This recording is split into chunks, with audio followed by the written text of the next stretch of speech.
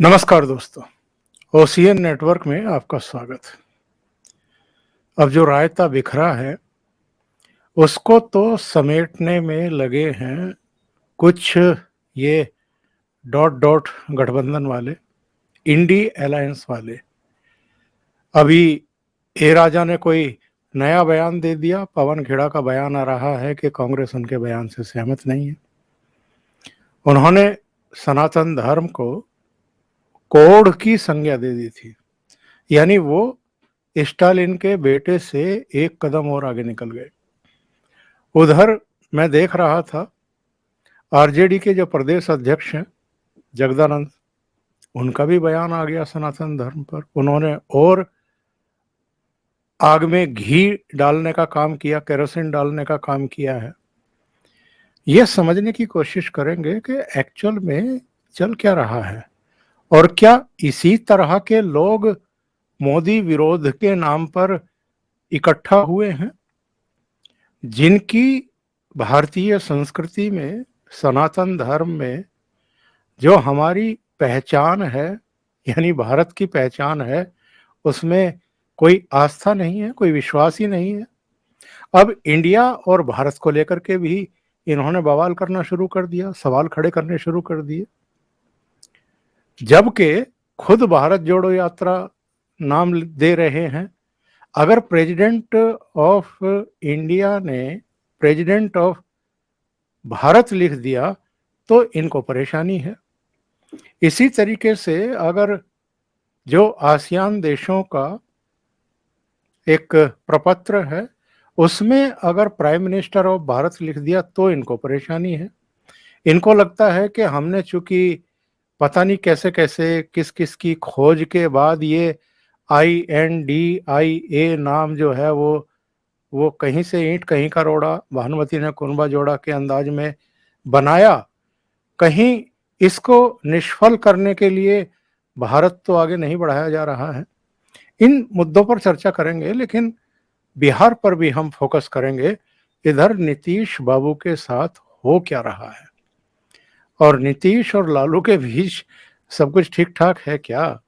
क्योंकि नीतीश के एक MLA ने लालू के बारे में ऐसे शब्दों का प्रयोग किया है जो आमतौर पर सहयोगी दलों के नेताओं के बारे में तो कोई नहीं करता है। उन्होंने कह दिया कि सठिया गए हैं, जब से ऑपरेशन हुआ है तब से इसी तरह की बहकी बातें कर रहे हैं।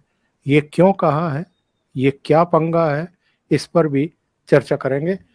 सीधे जुड़ते हैं आपके जाने पहचाने चेहरे, वरिष्ठ पत्रकार अभिषेक तिवारी के साथ। अभिषेक जुड़ गए हैं। अभिषेक, बहुत स्वागत है आपका। नमस्कार सर, जय श्री राम। अच्छा, तो अब ओमकार सर ने मुझे वरिष्ठ पत्रकार की संज्ञा दे दी, युवा पत्रकार से। आप अगर युवा पत्रकार ही बने रहेंगे तो कैसे काम चले? नहीं, ये ठीक है। आपने जो बात बिहार के संदर्भ में कही सर, वो बड़ा इंटरेस्टिंग है। यहीं पे वो मैच्योरिटी वाला प्रोस्पेक्टिव आता है। देखिए, नीतीश कुमार असहज तो हैं, चाहे वो जगदानंद का बयान हो या जो राजद में इस वक्त हो रहा है, क्योंकि वो मूलतः उनके चरित्र के विपरीत घटना है। आप कभी भी देखिए, वो बीजेपी के अलायंस में रहे ना रहे, इससे कोई फर्क नहीं पड़ता। किंतु एक चीज जो है वो शाश्वत है और सत्य है कि वो और उनकी पार्टी के लोग सनातन धर्म को गाली देना पसंद नहीं करते, और जो इस प्रकार की बातें करते हैं उनके साथ जुड़े रहना भी पसंद नहीं करते। किंतु अब समस्या गंभीर है कि वो चाह के भी एनडीए में नहीं आ पा रहे हैं, क्योंकि बीजेपी ने उनके लिए रास्ते बंद किए। वरना वापसी तो कब की हो जाती, लेकिन ये वापसी के जो द्वार हैं वो बंद हो गए। वैसे जगदानंद सिंह हो या राजा का बयान हो तमिलनाडु में, वो बड़ा सिमिलर। और मुझे लगता है सर, ये लगातार इस प्रकार की बयानबाजी अब कांग्रेस को बहुत भारी पड़ेगी। और जो MP इलेक्शन में इनके चांसेस बहुत अच्छे बन रहे थे, क्योंकि कल को ये ना कोई कहे कि मोदी जी चुनावी मंच से जब कहेंगे कि ये सारे हिंदू विधर्मी हैं, तो मोदी जी ने लाभ उठाया, क्योंकि आपने ही वो फ्री हिट दी है नरेंद्र मोदी को, वो तो कहेंगे ही। और मैं लिख के देता हूं कि चुनावी मंच से जिस दिन भी मध्य प्रदेश में उनकी चुनावी रैली हो गई, वो कहेंगे कि सनातन धर्म को मिटाने का सुनियोजित प्रयास किया गया।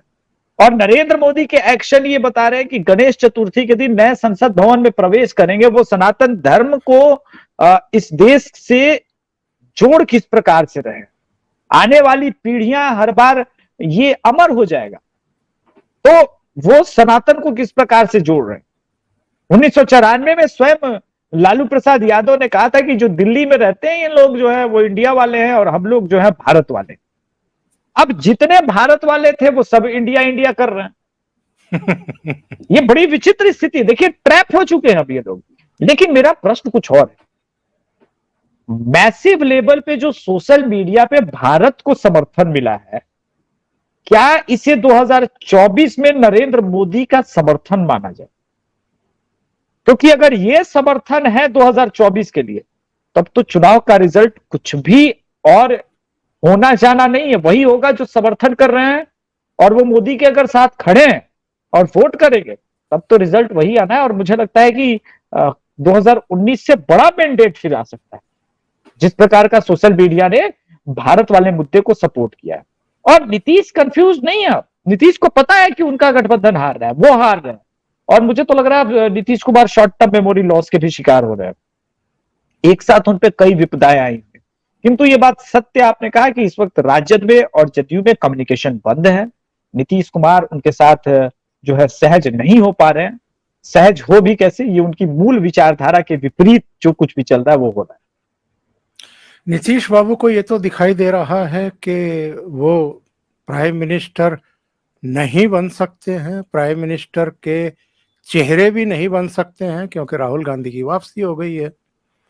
लालू यादव चाहते थे कि ये यहाँ से दफा हों, दिल्ली जाएं, मुहिम को आगे बढ़ाएं, ताकि हमारे बेटे के लिए मुख्यमंत्री का पद जो है वो खाली हो जाए और वो शपथ ग्रहण करें, फिर से लालू के परिवार का फुल फ्लैश राज हो जाए। इसको लेकर के भी फ्रस्ट्रेशंस हैं। फ्रस्ट्रेशन है। अब सर ये कैसे संभव है कि मतलब वो भी खो दे, चीफ मिनिस्टर की भी कुर्सी खो दे और लालू प्रसाद यादव की भी कुर्सी खो दे? ये दोनों पॉसिबल नहीं होगा ना सर। चीफ मिनिस्टर की कुर्सी भी खो देंगे और लालू प्रसाद और पीएम भी नहीं बने, तो फिर इस अलायंस में आने का मतलब क्या? और प्रॉमिस सोनिया गांधी की टीम तोड़ रही है। उन्होंने तो कहा था कि हम आपको पीएम पद के लिए नॉमिनेट करेंगे, हमारे आप आ जाइए हमारे साथ बिहार में अलायंस में, फ्यूचर में आप ही पीएम पद के उम्मीदवार होंगे। ये सारी बातें तो हुई थी। अब लेकिन जदयू परेशान है, कर भी कुछ नहीं सकती। तो ये कांग्रेस के शुरू से चाल चरित्र में रहा। इन्होंने चौधरी चरण सिंह जी की भी सरकार ऐसे ही गिराई थी। इतिहास और वर्तमान में कोई बदलाव नहीं है।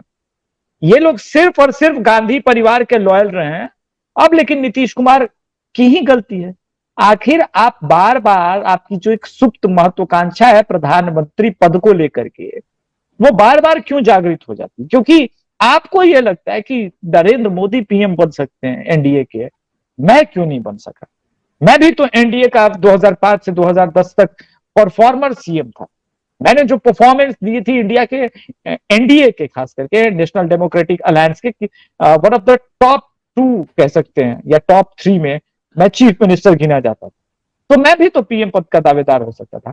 आप निश्चित रूप से भविष्य में हो सकते थे, अगर आप एनडीए के लिए लॉयल रहते, बीजेपी के लिए लॉयल रहते तो।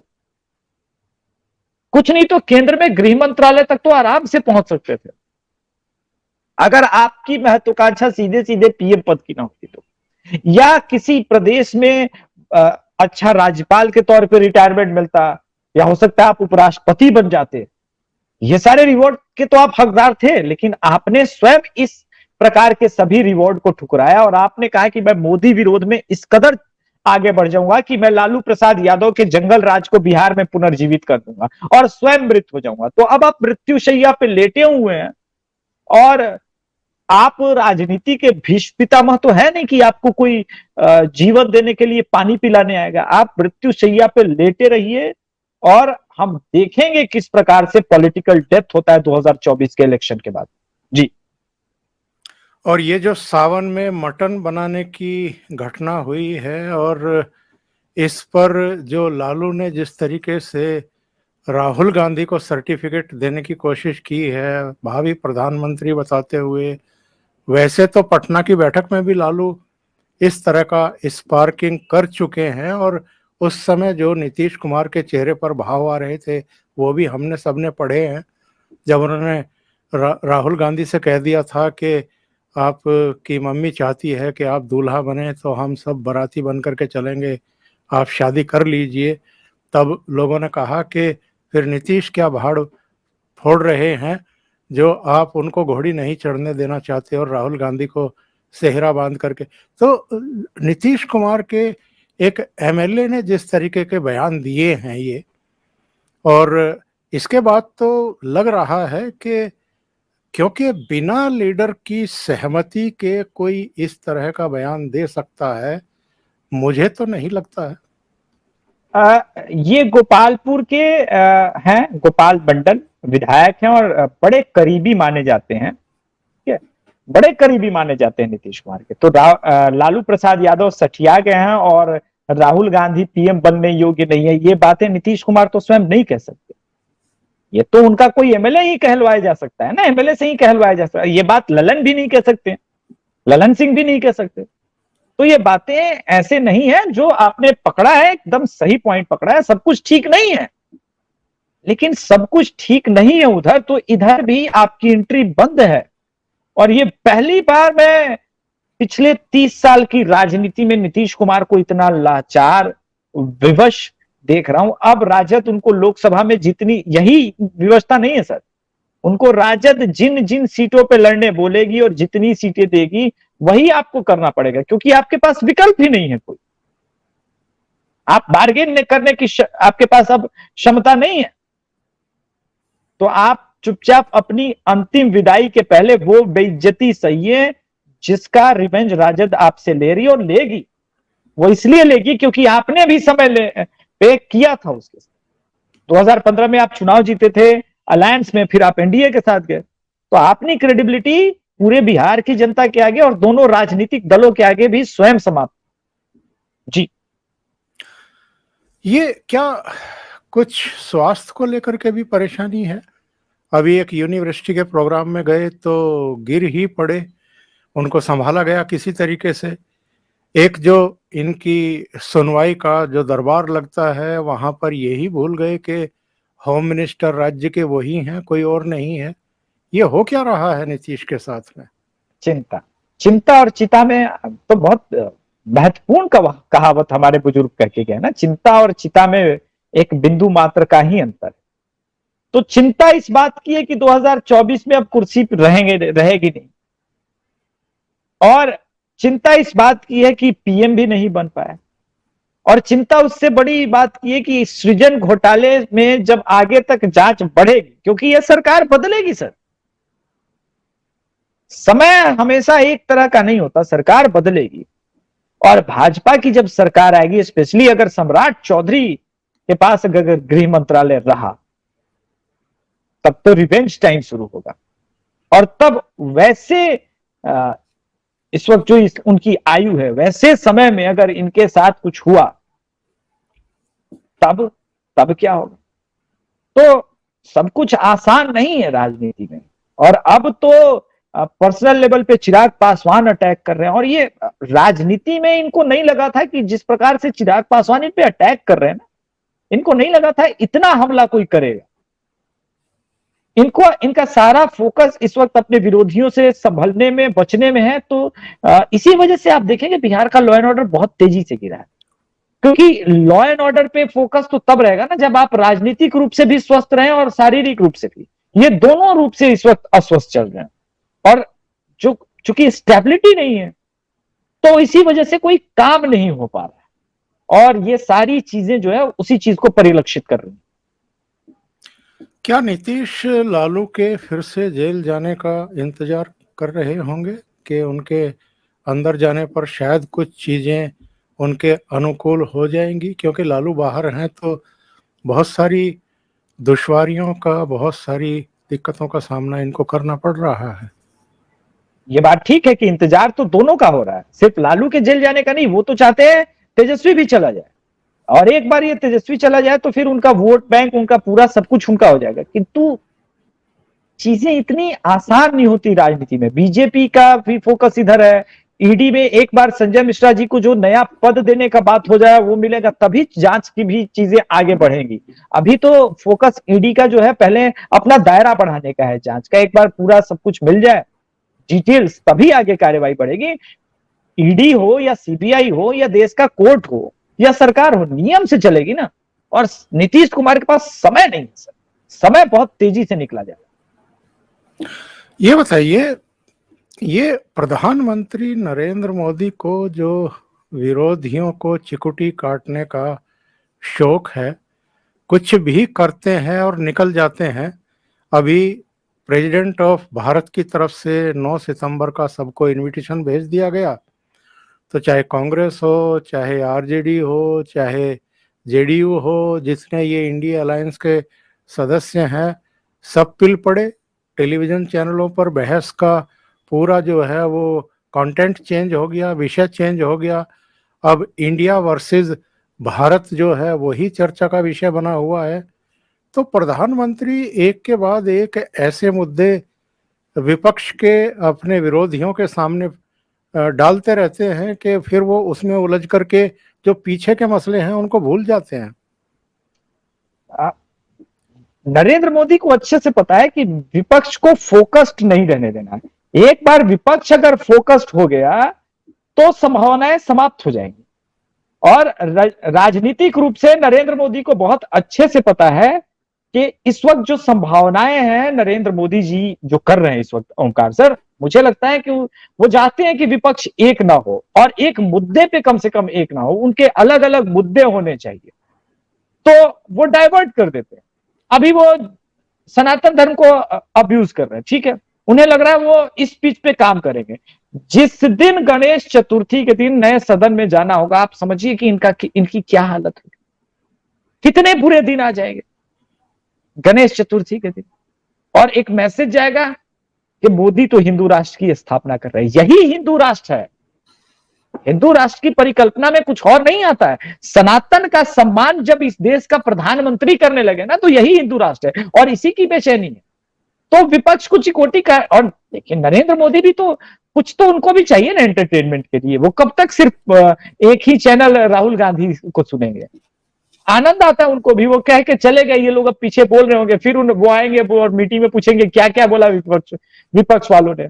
अच्छा, तो इस बार भारत पे इतना बवाल हुआ है, एक काम करते हैं, अगली बार जो है एक संस्कृत नाम ढूंढिए किसी जगह का, पौराणिक जगह का, और उसका नाम संस्कृत से कैसे करवाएंगे, फिर उसके ऊपर वो शिफ्ट हो जाएंगे और उसको गाली देने लगेंगे। तो वो एक्सपोज जो करना चाह रहे हैं विपक्ष को, वो बहुत अच्छे से जानते हैं कहां कैसे इनको नंगा करना। जी अभी जो G20 का सम्मेलन होने जा रहा है, जो प्रगति मैदान में भव्य international exhibition cum convention centre बना है, उसका नाम भारत मंडपम रख दिया।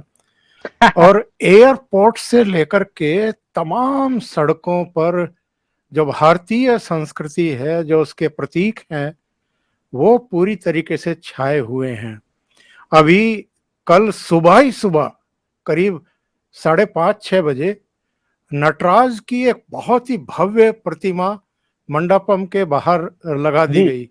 जी। तो ये प्रधानमंत्री जो उनसे चिढ़ रहे हैं, सनातन धर्म को लेकर के उल्टी सीधी बयानबाजी कर रहे हैं, एक्सपोज हो रहे हैं, और जिसकी चर्चा आपने की थी कि कांग्रेस फंस गई है इस पूरे मामले में, क्योंकि उत्तर भारत के अधिकांश राज्यों में भगवान राम के प्रति, श्री कृष्ण के प्रति इतने अधिक आस्थावान लोग हैं, मतदाताओं की इतनी बड़ी संख्या है कि जितना ये भारत जोड़ो तोड़ो करके थोड़ा बहुत माहौल बनाने की कोशिश इन्होंने की थी, अपने बारे में परसेप्शन चेंज करने की कोशिश की थी, वो तो सब मिट्टी में मिल गया एक तरीके से। देखिए, मैं वही बोल रहा हूँ, देखिए ये हर बार लॉन्चिंग पैड पे जो आते हैं राहुल गांधी और टाइम्स ऑफ इंडिया जैसे लोग, या इंडिया टुडे ग्रुप मैगजीन जो है वो प्रमोट करती है कि अब राहुल गांधी बदल गए हैं, अब मैच्योर हो गए हैं। तो मैच्योरिटी हमें दिखनी भी तो चाहिए, लोगों को भी तो दिखनी चाहिए। मैच्योर होते तो आते और कहते प्रेस कॉन्फ्रेंस करके कि मैं इसी वक्त स्टालिन की पार्टी के साथ अपना अलायंस तोड़ रहा हूं, मैं सनातन धर्म के को मानने वाला हूं और मैं बर्दाश्त नहीं कर सकता कोई सनातन धर्म पर टिप्पणी करे। अगर जगदानंद सिंह को पार्टी से नहीं निकाला गया तो मैं आरजेडी से भी अलायंस कर दूंगा, तोड़ दूंगा। तब तो लोगों को विश्वास होता कि आप वास्तव में कौल ब्राह्मण दत्तात्रेय गोत्र वाले हैं। लेकिन आप जब अंदर अंदर मन ही मन मुस्काते हैं कि चलो ठीक हो रहा है, तो पता चलता है कि आप राहुल गांधी कम राहुल विंची ज्यादा नजर आते हैं। आप पर सनातन धर्म का असर कम है और आप चाहते हैं कि ये देश ईसाइयों का बन जाए। एक सीनियर मंत्री वहां का कह देता है कि मैंने 3 से अधिक बड़े बड़े मंदिर 100 साल पुराने तोड़ दिए और इस देश का सुप्रीम कोर्ट संज्ञान भी नहीं ले रहा है। वो स्वयं स्वीकार कर रहा है प्रेस कॉन एक जगह पे, एक मीटिंग में। तो ये तो अपराध की श्रेणी में हुआ ना। जगदानंद बोल रहे तिलक लगा करके घूमने वाले भारत को गुलाम बनाए रखें। अगर ये अपराध नहीं है तो क्या है? और जगदानंद के वोटर भी फिर हिंदू ही होंगे बिहार में भी, तो ये ठीक है। इसीलिए वो नटराज की मूर्ति लगा करके ट्रोल कर रहे हैं नरेंद्र मोदी जी कि तुम करो सनातन को बदनाम करने का प्रयास, तुम सनातन पे प्रहार करो, लेकिन दुनिया भर के लोग जब आएंगे तो शिव जी की मूर्ति वहां पे रखी हुई प्रणाम करेंगे और पूरी दुनिया तक ये मैसेज चल जाएगा कि ये देश हिंदुओं का है। आपके प्रहार करने से नरेंद्र मोदी जी इस सनातन को मिटने नहीं देंगे। और लोगों ने वोट भी इसीलिए किया है कि सनातन का रक्षक है, तो वो काम होना चाहिए जी। और मन ही मन मुस्कुरा तो रहे होंगे नरेंद्र मोदी भी के 5 दिन का स्पेशल सेशन बुलाया। नई पार्लियामेंट का जो प्रारंभ है वो गणेश चतुर्थी के दिन 19 सितंबर को होगा। तो ये भी एक तरीके से उनका मास्टर स्ट्रोक है। नंबर 2, कितने विषयों को लेकर के मीडिया के सो कॉल्ड दिग्गज अब तक कयास लगाए जा चुके हैं कि इस सेशन में ये हो सकता है, ये हो सकता है, नहीं ये नहीं, ये हो सकता है।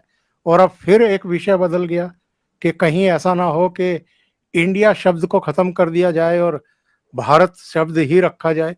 मतलब कितने अब तक विषय बदल चुका है। तो मीडिया की जो ये हालत है, इसको देख करके नरेंद्र मोदी भी तो कहीं ना कहीं मुस्कुरा रहे होंगे। देखिए, मीडिया का यही दुख है कि पहले उनके डायरेक्ट मंत्रालय के सोर्स होते थे और वो बता देते थे और उनको उनकी चैनल की पॉपुलैरिटी चलती रहती थी।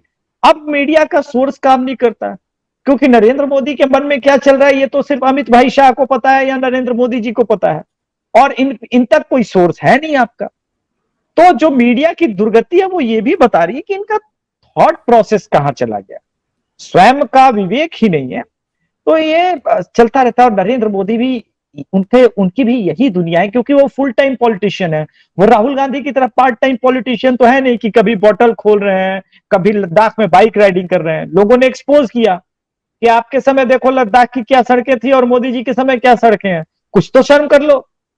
तो Rahul Gandhi part time politician है, Narendra Modi full time politician है। ये बहुत बड़ा मेजर डिफरेंस है दोनों के थॉट प्रोसेस में चेंज का होने का। तो ऑब्वियस सी बात है, जो फुल टाइम राजनीति में रहेगा वो इस प्रकार की भी चीजें करेगा। आनंद तो लेने का अधिकार सिर्फ ओमकार चौधरी सर और अभिषेक तिवारी जी को थोड़ी ना, हम जिस पे बात कर रहे हैं वो भी सोचते होंगे कि अच्छा चलो एक बार इंडिया रख के देखते हैं कितना बिल बिलाते हैं, इंडिया का नाम भारत कर देते हैं, देखते हैं कितना बिल बिलाते हैं।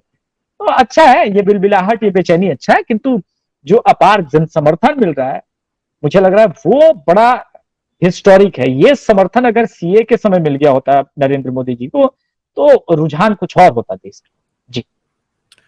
आज सुबह में अश्वनी उपाध्याय का एक वीडियो देख रहा था। वो कह रहे थे कि मैंने 70 से ज़्यादा जिलों का अब तक दौरा किया है और मैं दावे के साथ कह सकता हूं कि 1984 में जितनी सीटें कांग्रेस की आई थी इंदिरा गांधी की हत्या के बाद, यानी 400 से ज़्यादा सीटें 2024 में नरेंद्र मोदी को मिलने वाली हैं।